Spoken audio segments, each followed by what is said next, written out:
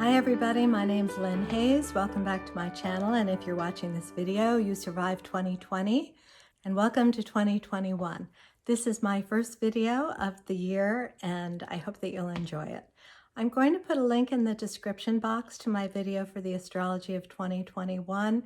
I also have a pretty comprehensive article that I'll post for you. So I don't want to spend too much time on that in this week's video. However, I do want to mention a couple of things. Just to recap, last year in 2020, we had a lot of planets in the sign of Capricorn. Capricorn can be kind of a heavy sign. It's all about duty and responsibility and the things that we have to do. It's also a sign of achievement and success. So it has some great things going for it, but it can be a little bit heavy, and it can also kind of put the kibosh on our dreams if we're being unrealistic or living in a fantasy. If we have an experience of Capricorn, which after all is ruled by Saturn, we might get our butts kicked. And that seems to be what happened in 2020. So when I was looking ahead in 2019, some of you have heard me say this already, astrologers knew something was coming with the Saturn-Pluto conjunction. And in the spring and summer of 2019, we had a little bit of a buildup. In 2020, of course, there was a lot of compression, a lot of restriction. We had lockdowns, which is, literally restricting our movement in our lives. And that's all very Saturn, Capricorn, restriction, hard work. We've had to really work hard to get our lives back in order. 2021, I wish I could say that I'm going to wave a magic wand and all that astrology is going to be over. And certainly the astrology is changing, and I think it will be easier. We're moving from a Capricorn influence into an Aquarian influence. Aquarius is also ruled by Saturn. The modern ruler is Uranus, and a lot of people have emailed me, I thought the ruler was Uranus. Saturn and Uranus both are the rulers of Aquarius. Since Uranus was only discovered in the late 18th century, for thousands of years before that, Saturn was its ruler. Under Saturn's rulership, we can see the somewhat cold approach of Aquarius. Aquarius is famous for, brotherhood and equality, but there's a coldness to it. It can be sort of impersonal. And then when we add the layer of Uranus, which is innovation and change and breaking up old paradigms that aren't working for us, we can see that this year may not be as restrictive as we had under the Capricorn influence, but there is likely to be a lot of unrest. There's not likely to be things just sort of falling in place and everything is harmonious and peaceful. Because the Aquarian influence, and we're going to see Saturn squaring Uranus, which is going to set off some conflicts. I think we are going to see a fair amount of civil unrest. We're already seeing it, of course, with 2020 and the virus. But in any case, in our personal lives, what I just want to leave you with in this short little tidbit that I'm dropping here is that this next year is a year of change. It's not a year to try to go back to the past. It's a year to really try to reinvent our lives under the new reality. And I think there can be some excitement and there can be a lot of creativity in how we approach that. Let's get back to the astrology for the week. This week we have 3 planets changing signs. We have Mars, Mercury, and Venus all moving from one sign to another. Anytime we have planets changing signs, and this includes the moon, even though the moon changes signs every 2.5 days or so. But when we have other planets changing signs, there is a shift of energies. The biggest news is that Mars is going to finally leave Aries for Taurus.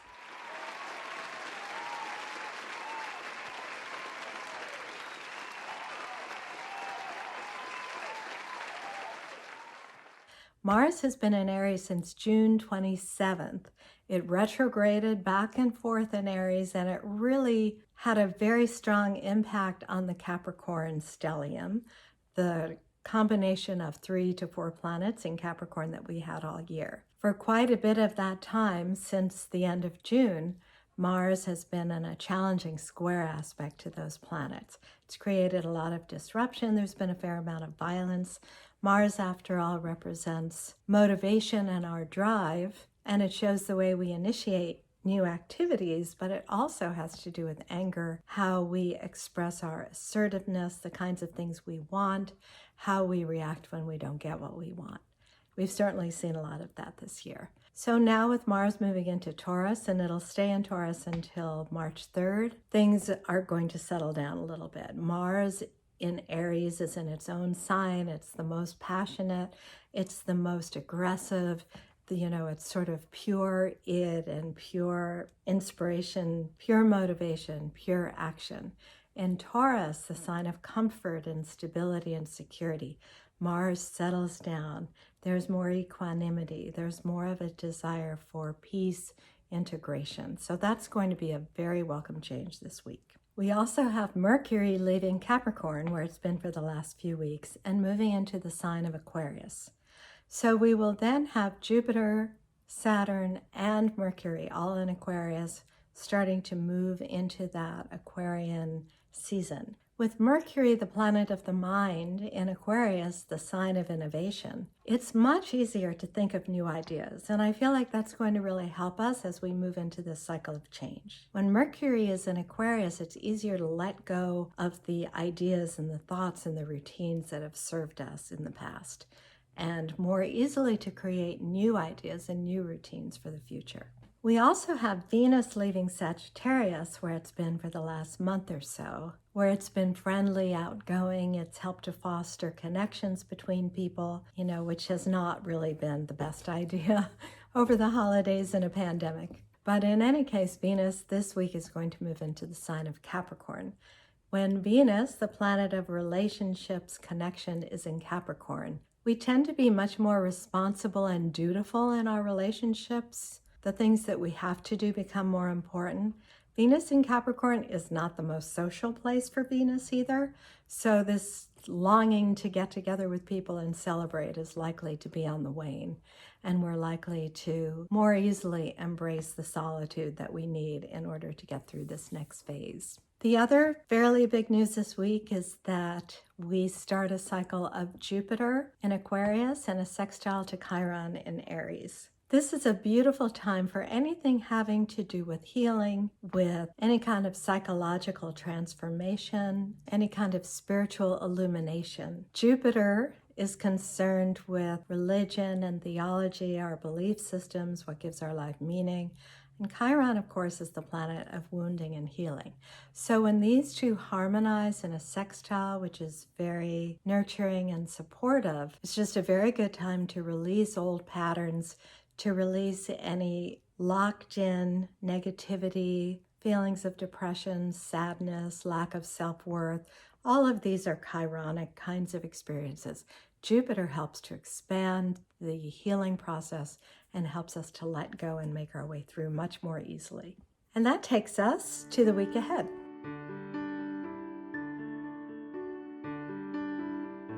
We begin the week on Monday, January 4th, with the moon in the sign of Virgo. The moon will be in Virgo all day, which is a very good time to take care of details. We also have a nice conjunction of Mercury, which is still in Capricorn at that point, to Pluto, which is the last of the big planets in Capricorn. Mercury, the planet of the mind, conjunct Pluto, the planet of intensity, transformation. This is a very good time for focus, concentration, especially in Capricorn, where it's easier to work hard, it's easier to keep our eye on the goal. In fact, this is a very good time to be making goals, to be thinking very clearly about a plan for the future. This could be made a little bit more difficult because the Virgo moon will be opposite Neptune, which is in Pisces. Now, Neptune is in Pisces for a very long time, and the moon is only in Virgo for Monday. So this is not going to last very long. The Virgo moon is very interested in the details. It's very interested in organizing. So that's very useful to Mercury and Pluto, which are helping us to clearly define our goals and think through problems with a great deal of intelligence. But then here comes the moon opposite Neptune, creating this dreamy, imaginative quality. Now, if we use that to infuse our plans and our goals with more magic and with more imagination, then that could be a beautiful thing. But what could also happen is you could set aside some time for work, maybe for a conference, and then find yourself staring out into space. Because the moon opposing Neptune just loves that feeling of expansion and of magic. So let's put that to work for us instead of have it work against us. On Tuesday, January 5th, the moon will enter Libra very early in the morning Eastern Time, around 12:42 a.m. Please adjust for your own locality. Early in the morning, between 4 and 7-ish a.m. Eastern Time, please adjust for your own locality. The Libra Moon is going to form a trine to Jupiter and Saturn. That's a very harmonious interaction between these planets. We have the moon in Libra, which craves integration and harmony and a peaceful experience, harmonizing with Jupiter, which opens the heart, helps us to feel more optimistic, and then Saturn, which can help us to organize our feelings better, help us to stay a little more grounded. Now, a little later in the morning, around 9:30 a.m. Eastern Time, the Libra Moon will oppose Chiron. Chiron, the planet of wounding and healing, when it's in a stressful aspect to any other planet, but especially the moon, which is our sensitive emotions. That can make us a lot more sensitive. It could mean that our feelings are more easily hurt. And even if our feelings aren't more easily hurt, the people around us could be more sensitive. So it's a good time to maybe tread a little bit lightly. These are lunar aspects. They'll only last for a couple of hours. And then the rest of the day on Tuesday, the Libra Moon is just sort of making its way. That's a good day for any kind of art. It's a good day to find a way to bring some beauty into your life. On Wednesday, we have Mars entering the sign of Taurus. You might actually feel that shift when Mars moves from Aries into Taurus. You might feel all of a sudden a big exhalation. Things are calmer. We might even be able to feel it just like that. The sign of Taurus is also ruled by Venus, as is Libra. So we have the moon in the sign of Libra ruled by Venus. Then Mars moves into Taurus, also ruled by Venus. Venus has many layers of meaning, just as everything astrological does, and that makes it difficult to give you a little soundbite for every little situation that could possibly come up. But Venus does have to do, obviously, with relationships, love, and beauty. But even more importantly, it has to do with our nervous system. It has to do with calming our nervous system, finding that equanimity and that equilibrium. Libra is the sign of balance. It's a sign of the tactician. So under the influence of the Libra moon, we tend not to be as aggressive. We tend not to stand up for ourselves in a fight. It's a time when we're more likely to be peacemakers. On the evening of Wednesday the 6th, when the Libra moon forms a square to Pluto and Mercury, which are in Capricorn, that could be a time where there's some dissonance. When the moon squares Mercury, there can be some dissonance in our thinking. We can perhaps be over-emotional, not be able to think very clearly. And when the moon squares Pluto, especially the sensitive Libra moon, squaring Pluto, the planet of destruction, regeneration, this big intense planet, it can be a time when we might feel a little bit overwhelmed. So while the beginning of the day is very peaceful, equanimity, lots of harmony, later in the day, the evening and later into the night, we'll have these squares from the moon to Mercury and Pluto. They'll only last for a couple of hours, and by Thursday, we will have easily moved through them. On Thursday, the moon moves into Scorpio just before 4 a.m. Eastern Time. The shift from Libra to Scorpio is a big one. We go from the peace and equanimity of Libra to the intensity of Scorpio. Scorpio is ruled by Mars traditionally and by Pluto as its modern ruler. Scorpio is very passionate, not the first one to back down from a fight. When the moon is in Scorpio, we have that passionate emotional intensity that can really help to drive us, which is going to be useful because we have Mars, which is in Taurus, in a square to Jupiter and Saturn, which are in Aquarius, and then here we have the moon in Scorpio, and those planets and the moon are all butting heads against each other. The Scorpio moon opposes Mars in the morning that Thursday and makes a square to Jupiter and Saturn. There's no point really to break that down. Oh, when it squares Mars, you're going to feel this, and when it's Jupiter and Saturn, you'll feel this other thing, because it's all just going to be one concoction of challenges. Now, these are very fast-moving influences, but they can be a little bit disruptive, especially for the moon. Now, the moon is in Scorpio, so for all of us, no matter where our natal moon is. When the moon is in Scorpio, we're all a little more passionate. This could be a time where there's a fair amount of conflict. And then in the afternoon, when the Scorpio moon opposes Uranus, which is in Taurus, the moon opposite Uranus, the planet of radical behavior, and then Uranus is interacting with all these other planets, that could maintain the disruption into the afternoon and evening of Thursday. So just know that that's coming and be prepared. I know a lot of you have written to me, oh, I was so glad you told me about this because I almost snapped my husband's head off. And I thought, oh, I wish I would remember these things because sometimes we forget and things just happen. A few people have written to me that as they watch the video, they keep track and they write these notes into their calendar, which I think is a great idea, and I'm going to try it myself because I might tell you these things and then completely forget it later. So in any case, Thursday has the potential to be a little bit disruptive. Now, what it's really good for is thinking of something new, doing something completely different.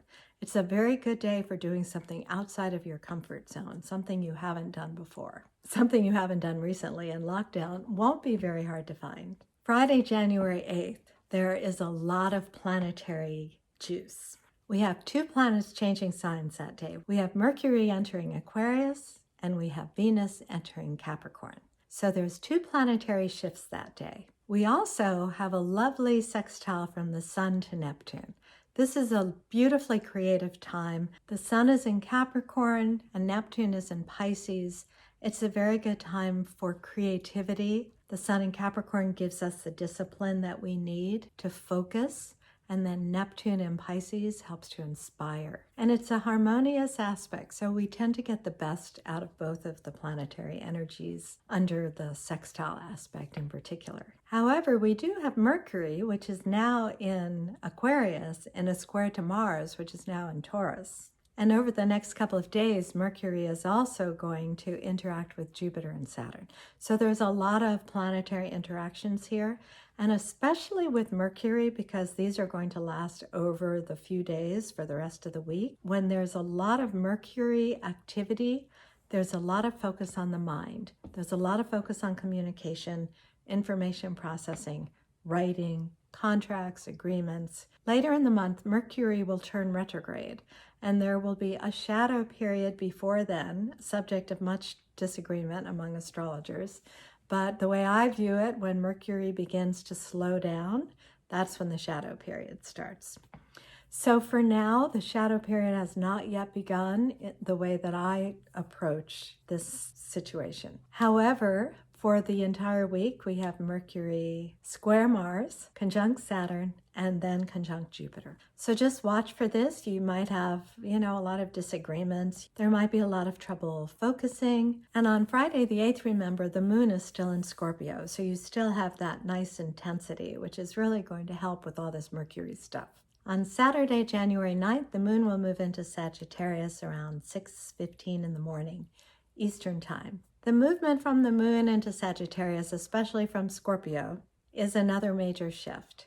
We go from the heaviness and the passion, the intensity of Scorpio, into the kind of lighthearted optimism of Sagittarius. That's kind of a good couple of days to take a breath, maybe relax a little bit, plan something fun, something enjoyable. We do have that conjunction of Mercury to Saturn, so there can be a little bit of maybe negative thinking, depression, potentially, but Mercury is in Aquarius where it's brilliant and inventive. So when it conjuncts Saturn, which is a ruler of Aquarius, as we said, that can really help us to organize our thinking a little more and maybe to be a little disciplined, especially if you're a writer. This can help to give you some inspiration as well as the focus to be able to put your ideas to work. And we have a lovely trine from Venus to Mars that day. Very good for any kind of interaction with other people. It's a good day to maybe plan an activity because Venus, of course, represents our connections and Mars enjoys activities. On Sunday, January 10th, there's really not very much to speak of. we still have the moon in Sagittarius, and in the afternoon that day, the moon will transit the south node of the past. If there were other planetary influences that day, I probably wouldn't even talk about this. But this can be a very subtle influence that can encourage us just to let go of something from the past. The south node represents energies and thought patterns that hold us back. It's opposite the north node of the future. And so the moon passing over that point can help us to let go of something that we really don't need anymore. Then on Monday, and we'll have a new video that day, but the moon is going to enter Capricorn in the morning. So we're going to move out of that Sagittarius lightness into Capricorn, a time of responsibility. We do also still have those Mercury interactions I was talking about.